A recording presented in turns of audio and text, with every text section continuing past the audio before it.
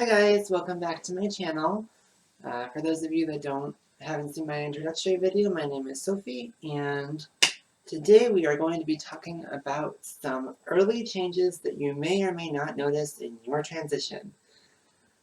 This video is going to be geared more towards trans women rather than trans men, because that is what I am myself, and it is what I can speak to. So let's get started. Change number one that I noticed: headaches. My doctor told me when I started taking hormones that I might notice some headaches. Oddly enough, the very first night I had a headache. And that's not completely unusual for me because at that time I had some light sensitivity going on. But it did make it worse. But that did go away pretty much after the first day. And I made sure I drank enough water, and that's just important anyway because, at least with me, the hormone blocker that I have for the testosterone also is a diuretic, so it makes you go to the bathroom a lot, and you need to replace that. So make sure you drink your water, kiddos. Change number two that I noticed: breast growth. That's probably something that most of you are anxious about. Basically, at the very beginning, I actually started noticing some small, they call them buds, underneath my nipples. It's a raised, hardened area where the breast tissue is beginning to form, and then that forms and kind of pushes out, and then opens, and that's how your breasts grow, to put it simply. So the amount that you're going to notice varies. I noticed mine actually fairly quickly, but everyone's different. So I think I started noticing it in about the first week. It might be longer, you never know. Change number three.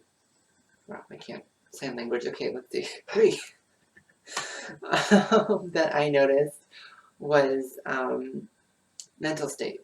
I noticed that I actually had a clearer mind for most things, just because I didn't have as many hormones kind of rushing around my body. And although I've always considered myself to be a fairly calm person, it definitely put things into perspective for me that, when I didn't have as much testosterone in my body, how much it actually had affected my emotional state, because it kind of allowed me to step back and look at things a little bit more calmly. Which brings me to change number four that I noticed. With a lack of testosterone, as that starts going down, you will start to notice that you might not get certain urges. Let's just kind of put that gently. To put that more bluntly, you might not have as much of a sex drive. That is something your doctor probably will have told you at this point, and it is something you should expect, because testosterone is the hormone that gives you a sex drive. And in my case, that doesn't mean that there's no drive, but it means that there is less of a impetus to do something when I am not actually in the mood. And again, that was just something that I didn't really realize because, I don't know, I never thought about it. I grew up as a guy. So it never seemed strange to me that, when you get aroused randomly, like, your body starts feeling aroused. So I actually felt it kind of freeing when that started happening, because it meant that I wasn't sort of bogged down by that extra emotion, not emotion. Now if I decide to do something with my fiance, it's because I want to do it, and not because my body is just like, oh, randomly you have an erection. That brings me to change number five. Lack of spontaneous erections. Most doctors, and that kind of goes hand in hand with change number four, but because you have a less testosterone in your body, some people will find it, actually most people will most likely find it to be very difficult to get an erection, at least spontaneously. It's still obviously possible, but it's something that you should be aware of if that's something that you still want to be able to do and that's important to you in your life, you know, let's say you're not planning on having any lower surgery or anything like that where you still want to be able to use your current equipment, you need to communicate that to your doctor so they can tailor your hormones accordingly. And that's very important. You want to always talk to your doctor about your goals, and if they change, you know, you want to keep them notified. Change number, what are we on, 6? I think we're on 6. Yeah, change number 6, I have to say, was, again, with the emotions, there's a lot of emotional things with this. Crying. I have never been somebody that couldn't cry. I have always been a fairly emotional person. But now I find myself crying randomly sometimes, or something will make me cry and it gets worse.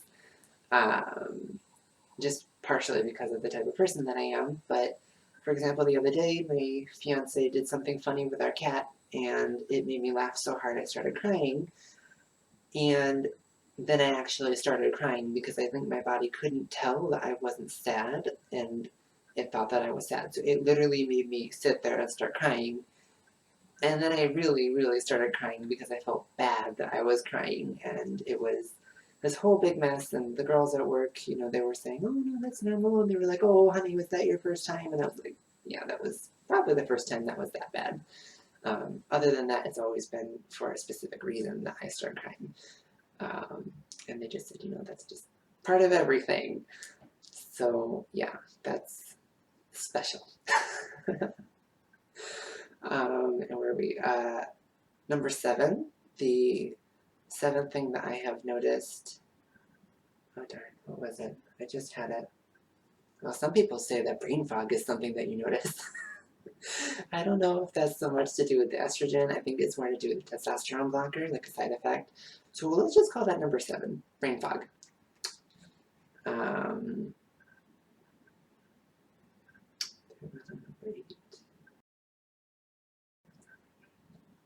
Liz, what was number 8?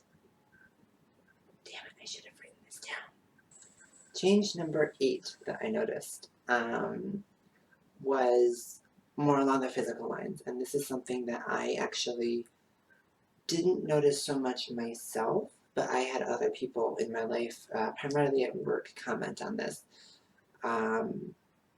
They basically told me, like, you know, my figure is starting to look a lot more feminine. It might be kind of difficult to do in this chair because I'm sitting down, but I got much more of like an hourglass figure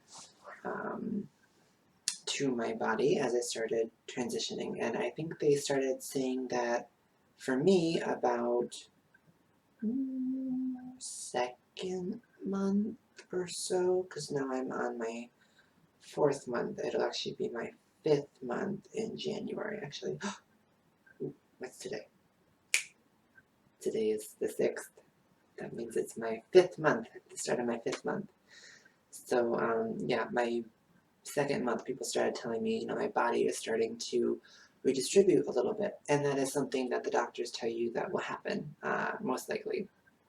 A lot of people notice a redistribution of body fat. Some people say that, you know, the face gets a little bit rounder, a little bit softer, or maybe not so much rounder, but softer looking. My face has always been fairly long, but, you know, I do feel like looking back at some photos, even from 5 months ago, you know, my face looks a little bit different. But primarily I've noticed a little slightly wider in the hips and a lot less in the natural waist. Now when we're talking waist, we are talking, you know, the here area, the area that goes in. So that was something nice. And that was actually something that was very nice for them to comment on, because it wasn't something that I was necessarily going to notice so much because I see myself so often. Whereas, you know, they would see me from a little bit more of afar. And that really made me feel nice.